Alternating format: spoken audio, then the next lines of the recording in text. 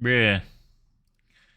It almost doubled our workload. AI is supposed to make our jobs easier. These workers disagree. As I tell you guys all the time, these technological revolutions are never proletarian revolutions. They're always bourgeois revolutions. A new way to extract capital from you. These workers disagree. C. Clark, a new crop of artificial intelligence tools carries the promise of streamlining tasks, improving efficiency and boosting productivity in the workplace.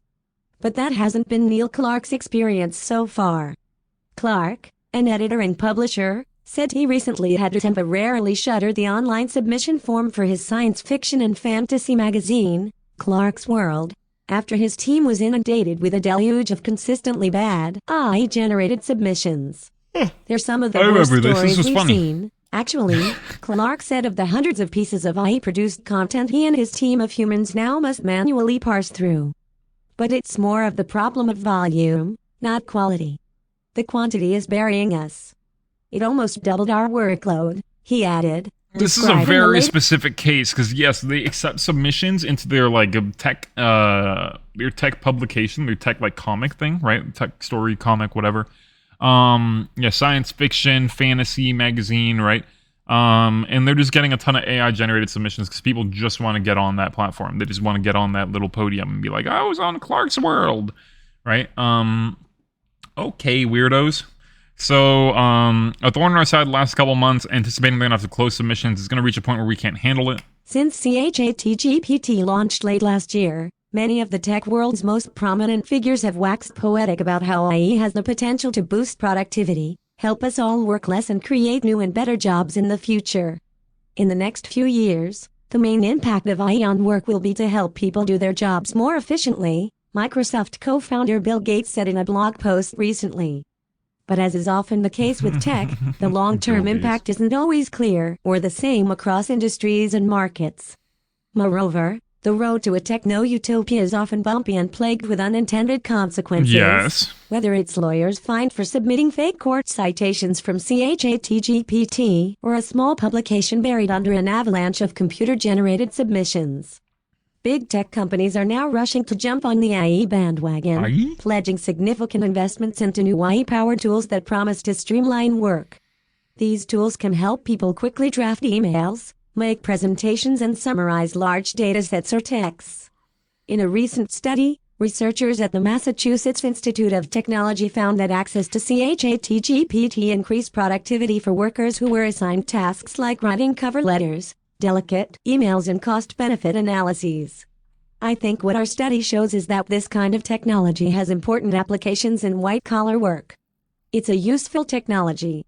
But it's still too early to tell if it will be good or bad, or how exactly it's going to cause society to adjust. Sheikh Noy, a PhD student in MIT's Department of Economics, who co-authored the paper, said in a statement.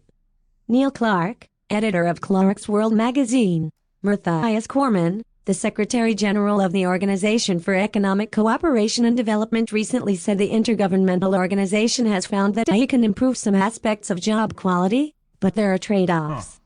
Workers do report, though, that the intensity of their work has increased after the adoption of AI in their workplaces, Cormann said in public remarks, pointing to the findings of a report released by the organization.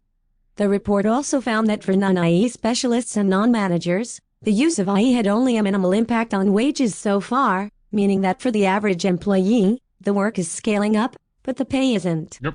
Some workers feel like guinea pigs.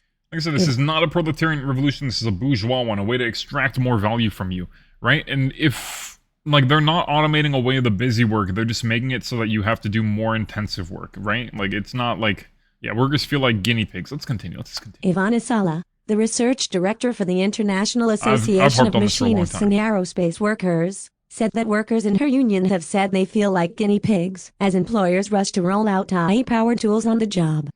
And it hasn't always gone smoothly, Sala said. The implementation of these new tech tools has often led to more residual tasks that a human still needs to do. This can include picking up additional logistics tasks that a machine simply can't do. Sala said, adding more time and pressure to a daily workflow. The union represents a broad range of workers, including in air transportation, healthcare, public service, manufacturing, and the nuclear industry, Sala said. It's never just clean-cut, where the machine can entirely replace the human, Sala told CNN. It can replace certain aspects of what a worker does, but there's some tasks that are outstanding that get placed on whoever remains. Yep. Workers are also saying that my workload is heavier after the implementation of new AI tools, Sala said, and the intensity at which I work is much faster because now it's being set by the machine. She added that the feedback they are getting from workers shows how important it is to actually involve workers in the process of implementation. Because there's knowledge on the ground, on the front lines, that employers need to be aware of, she said. And oftentimes, I think there's disconnects between frontline workers and what happens on shop floors, and upper management, and not to mention CEOs.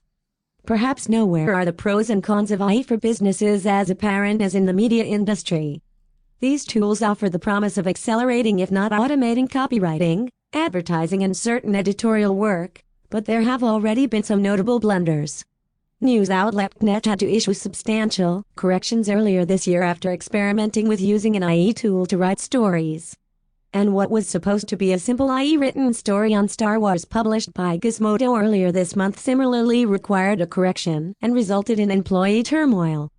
But both outlets have signaled they will still move forward with using the technology to assist in newsrooms. As we covered earlier this week, Google is trying to create and sell an AI product that is intended to augment the capabilities of journalists and publishers.